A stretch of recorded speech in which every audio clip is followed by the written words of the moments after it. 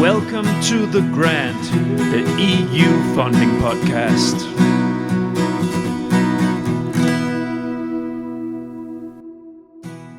The partner search can be one of the most agonizing tasks of the proposal preparation process. Some proposals, they're built on former projects and they have it fairly easy.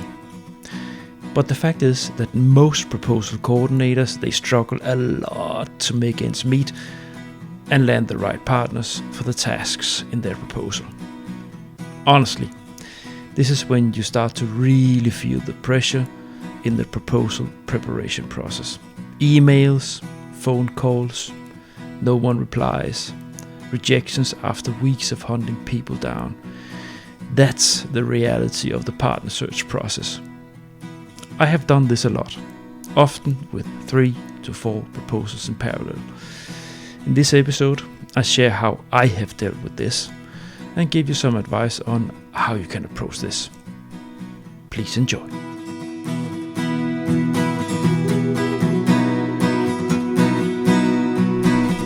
The Grant. Welcome to the 7th episode of The Grant, the EU funding podcast. I am continuing my timeline series. I have reached to episode number 6 under that umbrella. And in this episode, we will have a look at how to define a partner value chain and how to run a partner search. Here, the key elements I will focus on in this episode will be defining your partner value chain. Then we will look at how to define a partner search strategy. Then I will have a section on how you reach out, how to handle that, and then finally we will look into how to handle follow-up meetings with partners and onboarding to the consortium. The next episode will focus on settling the consortium. So there we'll dig into what happens when people they accept and they join, and so how to shape that up and the meetings you have to have around that.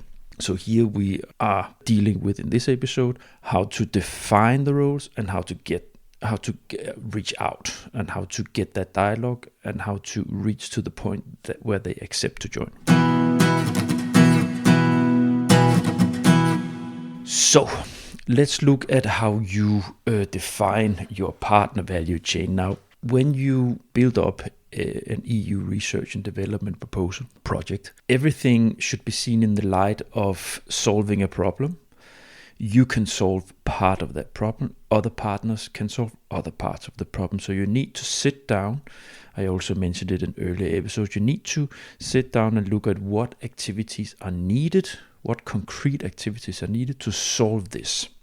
And then you have the project idea, core project idea, and you have other European Horizon Europe elements like dissemination, communication, like project management, and so on. So you have all these roles and activities where you need to fill in the blanks of who can do that and who can do that best. So that's what you're looking at when you reach this stage. So you might have a couple of partners already connected to your initiative, but you need to find out how to fill in the rest of these blanks. So what you do in the beginning is, so you need to see which activities do you have to solve the problem. That we already did in the concept development. And when you start to carve out in the tool, when you shaped the visual elements and made the concept note, then you need to find out who can do it. And that some of them might have an idea, but some of it needs a little bit more thought or reflection or digging in. Then you need to find out how to get them, the ones that can do it. Where do you find them? And how do you reach out to them? And then you need to have a plan B and C in relation to filling in the roles, because you will almost never be able to get exactly the group that you initially thought you would. Now, in this phase of defining your partner value chain, a brainstorm is good. It's always good. In the team, either if you work in the team in your organization or in the group of core partners you have on board, a brainstorm on all the roles that needs to be filled in. So you have the work package structure outline, the canvas exercise that I outlined earlier. That's a good tool. And you have there, if you made this process constructively, you set with the core partners, if you have them on board already, and define what can they do. But then you also have blanks of other things that needs to be done. And this is where it's good in the group of knowledge, the knowledge group, so to say, the core partners, to reflect together which technical elements where you say, here we are thin, this we cannot do, we don't have expertise, we need someone who can do that. To do that brainstorm, to get a good picture of the individual profiles, because most your technical partners, they will, and maybe also yourself, your technical partner, you will be able to understand from an engineering point of view or innovation process point of view what needs to be done to solve your project idea, the challenge that you're dealing with. So you would have an idea of what kind of capacity, what kind of industry sector or company, supply chain, whatever, that will be able to do that. And you might already know some of them or have an idea where to go, but you need to do that process, to sit and take it step by step to define each of them. The thing is, it can sometimes be a little tricky because there can be doubt about some roles where you will have to reflect. I experience this all the time when defining these roles, where the core engineering or technical partners, they say, look, we need someone who can do this, and we know that this company, they have been doing something that's related to it, but they might not be able to lift this corner of it.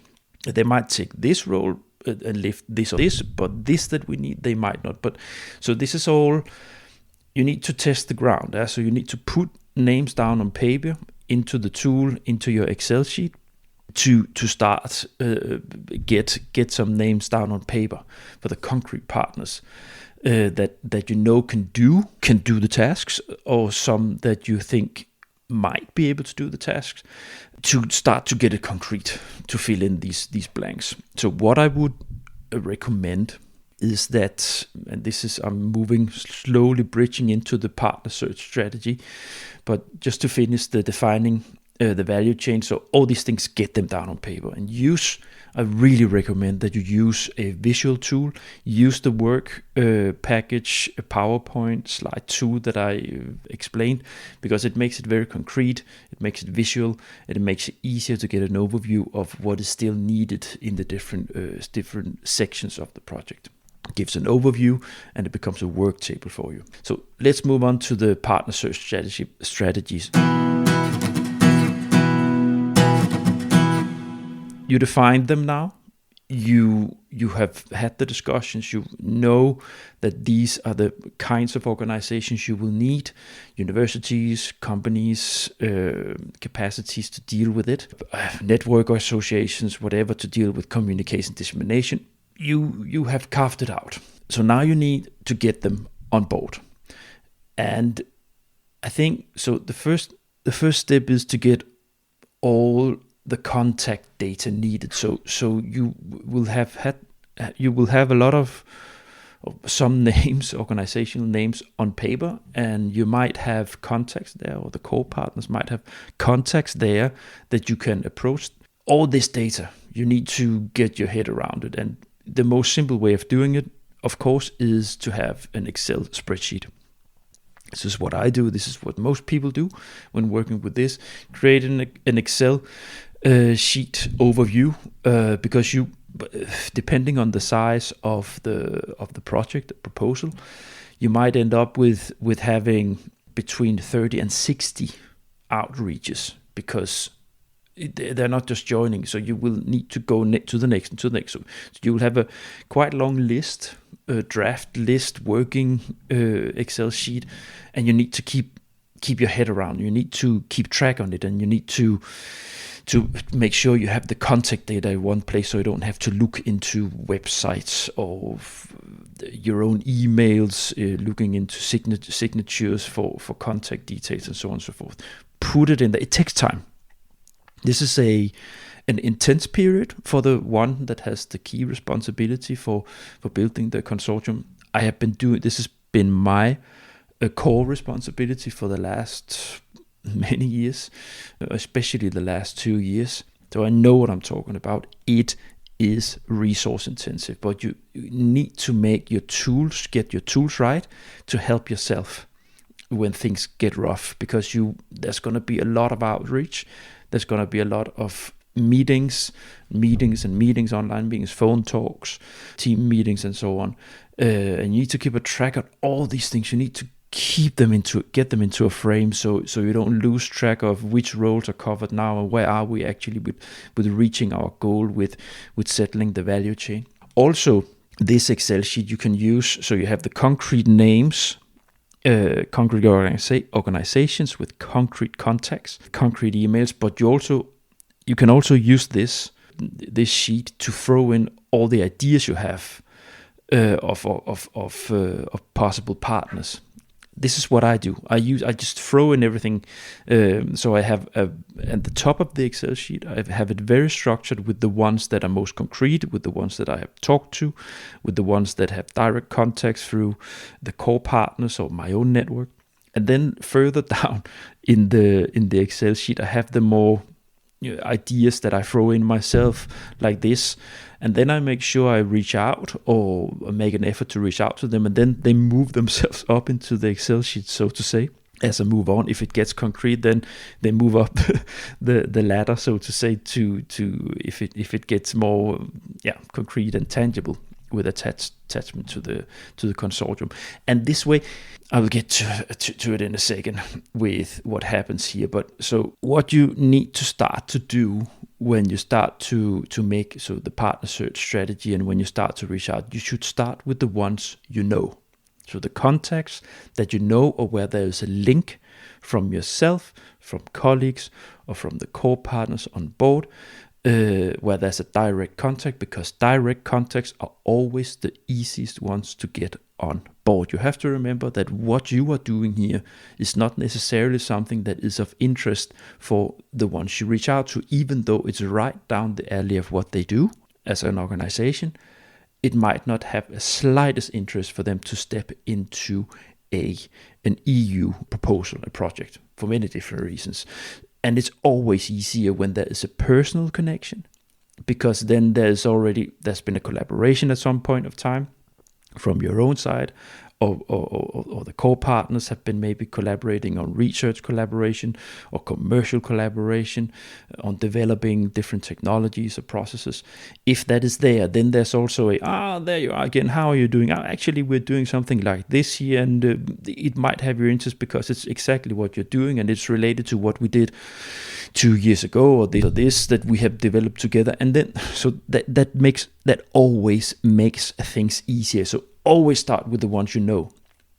Those are a priority in the beginning, because when you start to build your consortium, when you build it, it's crucial to get a momentum at an early stage with getting people on board, because the longer it takes to get names connected and confirmed into your consortium, the more difficult it's going to get for you to finalize the consortium, because new ones will always look and see, who do you have on board?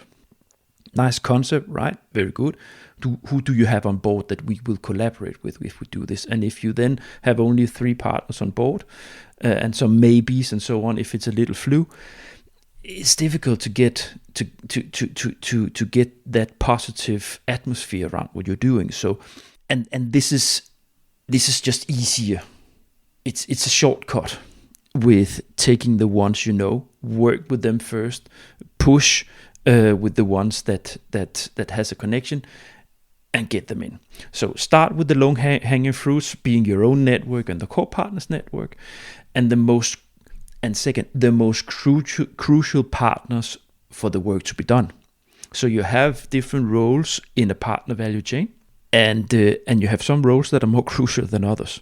And you will know that when you define the work that needs to be done, when you look at the activities to fulfill to solve the challenge, you will in the group know that you say, okay, if this role, if we don't find that quickly, it's going to be difficult for us to move on in the partner value in the consortium build-up, because they will define what happens in the next step, and they have the needed knowledge that we need, needed capacity to bridge between this part of the project and this part of the project. So you will have a couple of these roles that are sort of the key roles that binds things together as partners at the different parts of the work packages. And then you have the supply chain roles, so to say, the ones that do different activities that support or also help complete what needs to be done. So that's the sort of two groups in the partner value chain. And here in the first step, when you move into this work with getting partners on board, low-hanging fruits, the ones you already know, and if you besides from the ones that, so you have the ones that you have a connection to, but if there are core key roles where you don't have that quick fix lead into or quick fix connection into, then you need to make sure that you focus on low-hanging fruits, quick fixes, and parallel to that, the most crucial ones first. Concretely, practically, when reaching out to these partners, the best way to work is always that it's the person who knows the organization, knows a concrete contact person that does the outreach or make the first contacts. That's it's always best. The personal relationship between people and the network, it's always the most successful and quick fix to get organizations on board. But what I said about these crucial partners, if you don't have them in your network, the core ones here in the first part, that leads me on to the second page, so to say, in the partner strategy, and that's the strategy towards the partners you need that you do not know. And this is where it gets hairy. This is where it can get tough, very tough, and this is where the partner search, where you really need to dig in. You need to be patient, and you need to be, because it can be very rough and tough work, where you just have to push on. So you cannot, I said you need to start with the ones you know. Yes, you need to start with the ones you know. You can actually not leave them aside to the ones you don't know, so to say. So you need to do this in parallel. But the quickest fixes are the ones you know. But the ones that you don't know, you need to, in the early phase, to start do that desktop research to find those parallel to the ones that you do know. You reach out to where it gets concrete early. You need parallel to that to do the desktop research and find out who would be the ones that we don't know. Who can that be? The good news about this work and the likability for you to get someone on board is that if you want to do EU Horizon Europe projects, then it's more likely that you find someone who would like to join a proposal than someone who has a proposal themselves. Everybody is looking for proposals. So that's the good news. That is that everybody who wants to do something like this, they're looking for somebody who has a proposal already that they can jump wagon. Which means the ones that are within this universe, so to say, within this that are keen on getting into doing Horizon Europe research projects. If they have their antennas out, then they will go for the ones that has a proposal. So they say, if you have a proposal with you, you will attract, by that alone, that you have a proposal already, you will attract people who are interested. When you need to reach out to the ones you don't know, you need to you need to roll out your capacities on desktop research. So those capacities on desktop research and cold canvassing, they will be tested. And I've been doing it a lot, as I just mentioned. It's really something that I have been a core part of my work the last couple of years. So I'm quite experienced on getting organizations on board of all sorts. But of course, you need to have an understanding, some tips on where to find them, where to find these organizations that you would like to have on board. I've been doing all kinds of mistakes myself, going the wrong way around the issue, so to say, of wasting a lot of time with attacking this in a wrong way. One of the things that really can be waste of time is to do rely yourself on a Google search, or just attack organizations that from the face of it could look like someone who could take the role. But when you reach out to these organizations, they have no idea what EU projects or proposals are, or they might have an idea that is negatively influenced. So you need to go through a lot of steps inside the organizations, a lot of links before you reach the right person to talk to, and then that person say, why basically, why are you calling me? What do you want? To avoid the most, you will still try something like this when you cold canvas and when you reach out, but to avoid this scenario happening too much and wasting your own time, here are some things that you can do. So I will explain what I do, and then you can pick them up if need be. So here, first of all, what I do, I look into databases with former and running framework program projects. So you have different kind of databases. I work for a company that has one itself, but you also have the European Commission's own database on the participants portal, and in there you will be able to search on projects within the area that you are submitting your proposal in. So you can use keywords to find projects that has been funded earlier within this field. And there you have the organization that has been part of those projects. So what this does is that you will get an overview of who has already been funded. And naturally, these organizations that have been doing work in these projects, they know what an EU project is. So you make a shortcut on the understanding from the ones you read out to. You make a shortcut on to cut to organizations that know exactly what the ball game is when it comes to Horizon projects. So you already passed that initial communication barrier. They would also know if it's even within what you do, so they would also know exactly the area you're working with and what their role would be. They would know how it is with work packages, how to work with other partners on different issues in relating to what you're doing. So this tip, it's a vital one, because that's going to help you a lot with reaching organizations that are just down the mindset of having or running EU projects.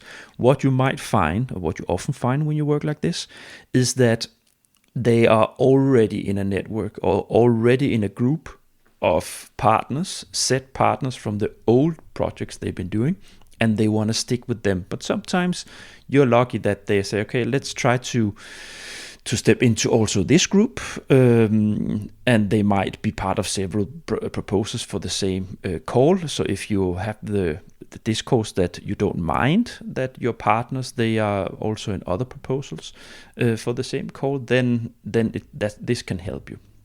That's the databases. Then you have matchmaking events. So you have these brokerage events with speed matchmaking, 20 minutes at each table for a full day, where you can have 10, 12, 15 meetings for one day. Sometimes they run over 2 days. The official ones are the best. You have brokerage events throughout all over Europe, all corners of EU. The best ones are the ones that are connected to European Commission itself. They often do them when they have information events. You can put yourself on a mailing list for under the DG, the European Commission Directorate General, related to this, and you will get in your mailbox when they have new info meetings coming up. So I use this a lot because they are just good databases also afterwards. So both you have the possibility of meeting people, either online if it's a virtual meeting or face-to-face. But they also afterwards, these matchmaking websites so the event web page where you register and you have each individual profile from the persons who participated, they are a database. You can use it as a database. I use it as a database to identify possible partners for what I do. Now, these matchmaking events are, of course, they might not fit with the proposal that you're doing, meaning that it might not fit that there's an event that fits with when you do your partner search. Often the commission makes them in connection with a deadline, so you will have them fitting in the period when most organizations are doing matchmaking for a specific call round. Sometimes they're not. But so this is something you need to do a little bit of desktop research to identify them. If you don't have them, if there's not a matchmaking event fitting in the period where you need to build up your consortium, well, what I would recommend you to do is to register for anyone coming up, so you have them in your book if you're doing proposals onwards and rolling. If not possible, if it's not fitting with what you do, and if you don't do proposals on a regular basis, well, then that's not a possibility. Next steps in your partner search for the ones you don't know: clusters, networks, and industrial associations. That's what I do a lot. So you have a big network of supportive organization, member-based organizations for sector-based innovation clusters throughout all over Europe that has the function of supporting their members with putting them into collaborations with universities or other industry partners. And they also often do a dedicated work to get their members into Horizon projects. Anyways, they would always know their members and could direct. Sometimes they can direct a request for a place in a consortium to their members.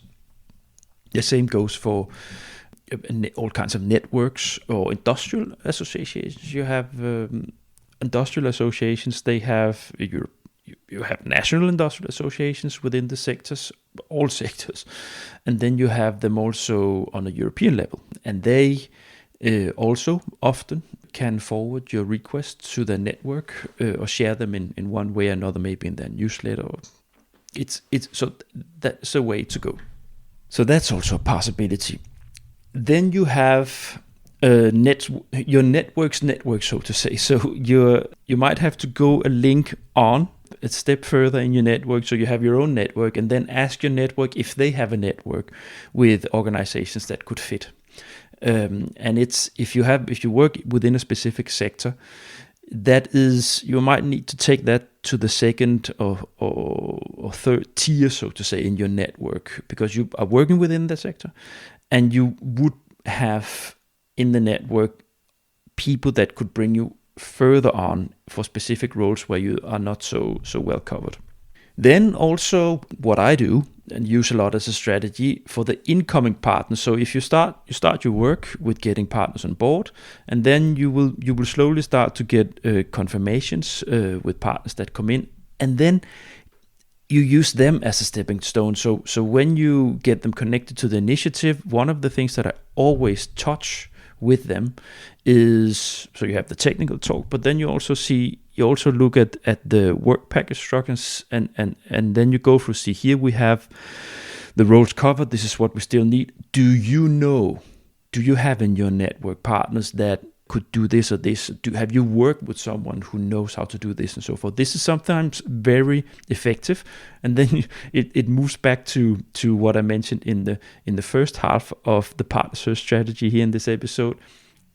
The people you have on board the connection that they have personally, it just makes it easier to connect them. So this synergy you should always try to look for that.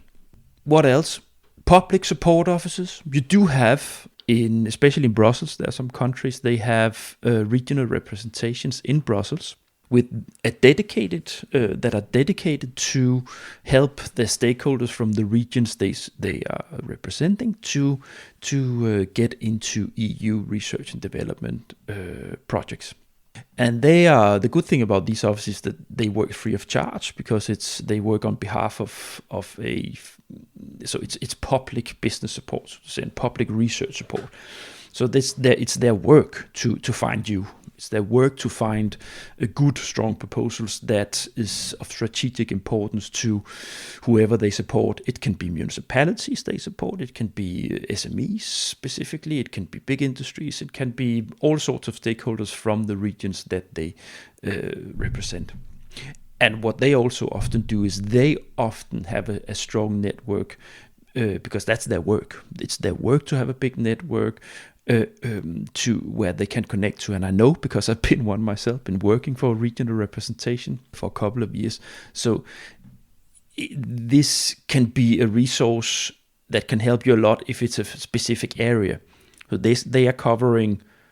They have their interest is their own region, right? So say if you want a partner from Denmark or from Germany, then these offices could get you one specifically from that area. But it can be a good door opener, and they're good people often that really knows their way around how to support their stakeholders. But also sometimes what you will find is that they sometimes can help you with your project, because this is what I did when I had this role. I stepped in when I supported a stakeholder that I got into a project. I was supporting the quality of the input they gave. So I was becoming a sort of a support structure for the coordinator that was writing the proposal, because I would shape up and make the input from my stakeholder as strong as possible to make sure that the strengthening the overall elements of the proposal.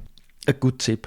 Finally, LinkedIn groups. I've been experimenting a lot with using LinkedIn as a resource, and that's it's tricky with LinkedIn, because it's very much reliant on how you make a post. Now this is actually moving into social media strategy and how to use social media as an outreach marketing place, because that's basically what it is, LinkedIn. So if you want to gain traction and outreach, you need to make sure that the way you write your post, it's something that is to the bone and something that people immediately can see and say, that's nice, and then they click and they reach out to you. It's tricky. I have been connecting a handful of partners that way, but it's not the most reliant source, I would say, of partners. It's something where it's a huge potential, I would say, for good partners. But the trick here is that you need to double check a lot the partners you get along, so it's not just someone who are free riding or just trying to get a quick fix. So yeah, some of these things I have been going through here. It's something that there are a lot of elements that I will touch upon in specific episodes, where I will dig into what it is to be a facilitator and how to make a strategy when you attend matchmaking events, how you do partner outreach, how you do partner searches, how you deal with your networks. I will make some series episodes on networking and how to network and how to deal with it in this context. So this is just here I give you some hints and tips of what to do in this generic episode, and I will dig into this, I promise you, because it's one thing is that it's very important and it's a big part of it, and I know that many of you that work with this, you work within this part of the proposal sector, so to say, of networking and supporting and building up consortia and so on. So I'm gonna make some episodes and actually continuously, because there's always something to talk about when it comes to that, on how to deal with it, how to work with it, how to make strategies around it, to make it more efficient for you that are working with helping and supporting with building up consortium. I would say, before ending the partner strategy part here, actually one of the things that helps you, besides from your capacity on reaching out both to your existing and people you don't know, it's gonna test you a lot. But what helps you a lot is that if you have done your homework well, that I've been going through in the last episodes on developing the concept node, it's gonna help you a lot. So if the concept node is strong, if the structure is strong, if the project idea is well explained, that's something that is vital. So in this strategy, what you also need to be aware of and need to make sure that you do, when you start this work, you need to prepare an email, a standard email that you can adjust as you move on to the individual partner. And to this email, that is leading me right on to the next element of how do you reach out. But before I reach to that, it's just a few words saying they're successful. It's going to help you with your successes if you have, as I mentioned, strong concept, well-prepared email, and the VP structure. It is a rough and unthankful job what you're doing here. I have been doing a lot, and I know what it is. But what you need to keep at your heart in this process is you need to insist and insist and insist. You need to keep your nose in the trail, and then you need to think of creative ways of moving on if you're blocked, because you will be blocked. So that you always need to there will be elements, corners of the consortium that you struggle with, and you need to find other ways around that. You need to find out, how can I attack it? And sometimes you just need to do desktop research. You need to Google.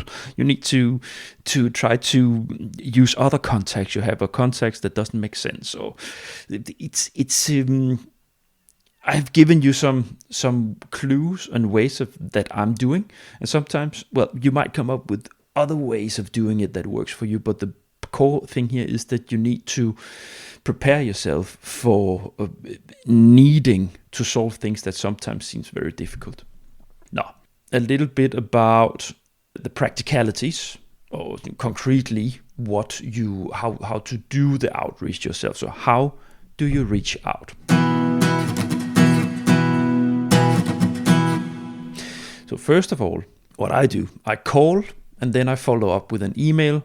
So I make a phone call to the persons. I always try to find a phone number, because emails, when you receive an email as a possible partner, that falls very easily down the email pile, as I call it, without replying. So I always try to find a phone number and call people, because then you have them, and then it's easier for them to, it's more difficult for them to escape, so to say, out of replying to the email that you will send afterwards.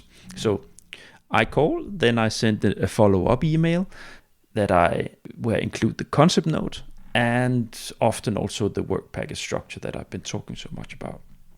So you need to write a standard email. You need to save the text and adjust every time you need to send something out. This is what I do all the time. Sometimes I save it in a Word document, or I save the email, so to say, make it a favorite, so I can always go back and copy paste the text from sent emails that I can throw into the new email, adjust the text to the one that I'm reaching out to. So what you do in the email, you present the call and the deadline. You present your idea in short, and maybe who's already on board. This is what I do. So I say, here's what we're going for. This is what we want to do, and we have already got this and this core partner on board to deal with this and this. And then finally, you will explain the role that you would like them to take, and then leave space for them to come with their own suggestions. This email, it's vital to write that in the beginning, because it's going to make life much easier for you when you have to write all those emails as you move on. If you have to reinvent it every time, that's a time killer. So try to make it efficient to make that standard text. Sometimes you have to change a lot in the text if there are specific partners, but it doesn't matter as long as you have the structure. And then for the follow-up, always request a meeting in the end of the email. Best online, a virtual visual meeting, but a phone meeting can do, it depends how it fits. But keep a track on it. So when you send this out, put it into your Excel sheet that you reach out, the status of the individual contact that you have, put it in there, keep the track also with the date. Sometimes I put the date if it's very important, but maybe the best advice would be to always put the date on the status. So email sent this date or invitation sent this date. So you know when you move on and you have to get back to them and say, oh, well, that's, wow. So you can see, that's actually 2 weeks ago. I have to push these guys to close it or see if it can move on. This is how I do. And this is what I would recommend you to do, the concrete outreach. When you talk to them, send the email, and then you have it in the book, and then you can continue the follow-up. So the next and final element I will cover here is the follow-up meetings and onboarding. For the ones that bite the bait, so to say, the fish line that you throw out, the one that you catch, you need to set up a meeting. So you need to prepare an onboarding meeting where the key objective of the meeting is that you explain in more detail about the project. You already discussed it in the first phone meeting you had with them, or virtual meeting when you reached out to them. But here you need a more structured meeting saying, look, you go through the concept again shortly. So you need to prepare a PowerPoint. And the focus in that PowerPoint should be, so the agenda would be, there's a short to the table. Everybody needs to present themselves. Always everybody present themselves. Second, present the concept briefly again, as mentioned. And then a third step, let the possible partners share their thoughts on the project. And if they can live the role intended, you might have discussed it already in the first virtual meeting, but here you set it in stone. So what is it? Would they like that role? Yes or no? Or are there other things they can add to that? So you discuss the intended role and other possible roles. But what you also discuss is if they have adjustments to the concept, because this is what happens that I said some episodes ago. It's a process with the concept. The process, the concept development is a constant process towards submission. And as you get partners on board, some of them will have comments or elements where they say, you cannot do this. We need to do it like this, because then you will not be able to reach to that and that. If you do it like that, you need to go this way around the problem. And it would also refine. So it's a matter of getting them on board that knows specifically about this area that can further refine and make your concept even stronger. So finally, if you say, so there's a match, you invite them in.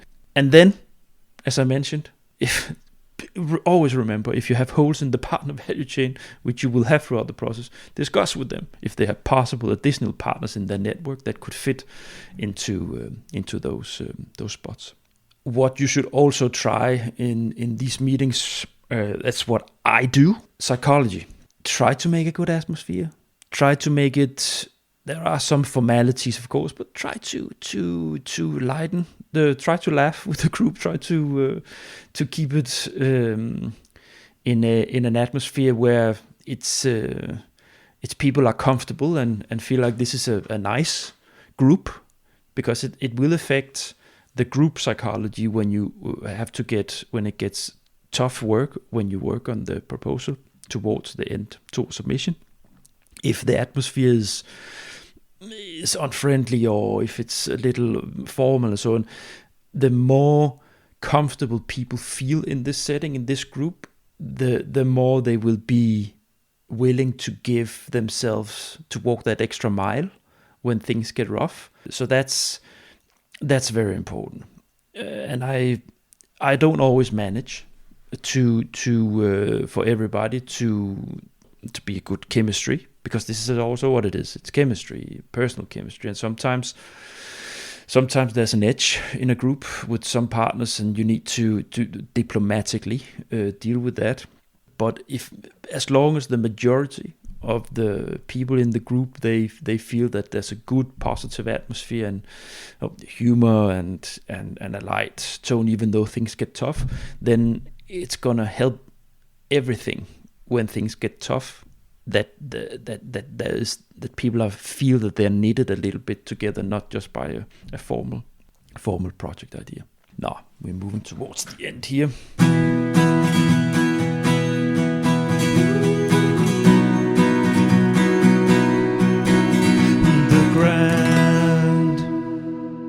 The toughest challenge, as always,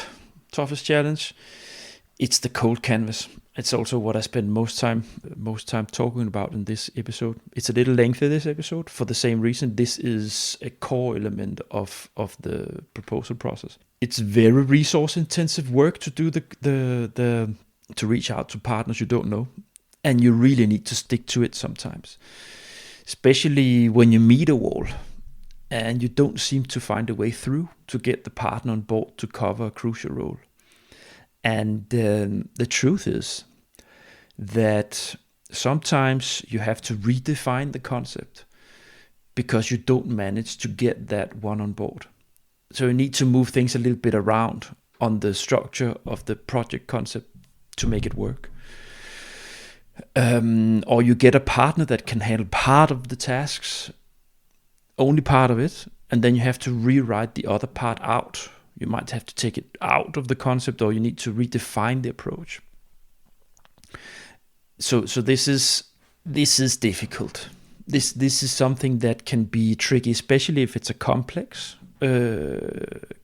project, and also if it's a complex technology that works a little bit on the edges, where you don't have so many choices of partners that you can reach out to join. Then doors are quickly closed if they just don't want to join you, and then you sit and look at a row that is crucial, but you don't know how to fit it in. I have sometimes run into this related to some large industrial companies that almost has a monopoly within what they do, and if those that you want on that little group there is to pick from, if they don't want to join you, if they're already part of another proposal, then you need to zoom out. You need to you need to regroup in the consortium that you already have and say, look, this is what we have, this is what we cannot get. How do we deal with this? This is a crucial challenge to be able to solve, and this is where you sometimes need a plan B and C, as I mentioned, in order to still get a powerful consortium that can be, for the evaluators, still look like a group that indeed will have a strong impact with solving the issue and having an impact with what you want to achieve. And there are many elements here. I will dig into these things as I move on with this podcast, because it can be tricky with the submission strategy, so to say, when you are moving towards a concrete call.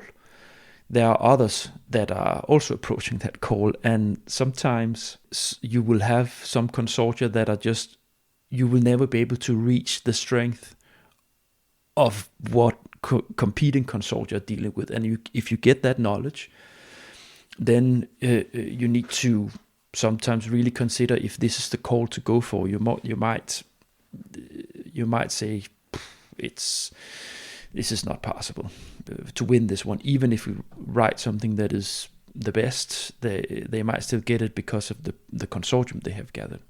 Or sometimes you would say, doesn't matter, we are the strongest, we will write this out to be the strongest, and then you might even win it. But it's tricky. I will get back a lot to this. I will also talk with guests about this when I start to have guests on board, because it's one of the things that are important to be aware of, both for beginners but also for experienced how to act on knowledge about other competing consortia and within the call you're dealing with. I will wrap this up here. Thank you for listening to the end. This was a 7 episode. As said. Next episode, I will have a look at settling the consortium. We haven't settled it yet with this episode here. I've been talking about how to reach out to them and how to get them in the first meeting. But I will have now. The next episode will be on how to get the group into a consistent group, settling the consortium, and the process around having them settled. So now the next episode, we will actually dig a little bit more into content, because that's what it's about. You need to group people into work package groups, and you need to start setting up work package group meetings to give you the data you need to be able to write the proposal. Also, you need to define the leaders. So I will also in the next episode talk about the coordinator, if you have a coordinator on board, and if you don't have a coordinator on board. These are crucial things. So that's a dedicated episode in the next episode on settling the consortium. Thank you for listening to the end, and hope you enjoyed listening to these. Bye. I have created a website for this initiative. Check it out at thegrand.eu. Go and subscribe to this podcast and browse around to check out how the initiative is unfolding. When you subscribe, you will get access to the Grand LinkedIn group, which is where the interaction is going on between you, dear listeners, and me. Thanks for listening to the end, and looking so very much forward to build this up for you. Get the Grand! The Grand. You have been listening to The Grand, the EU funding podcast.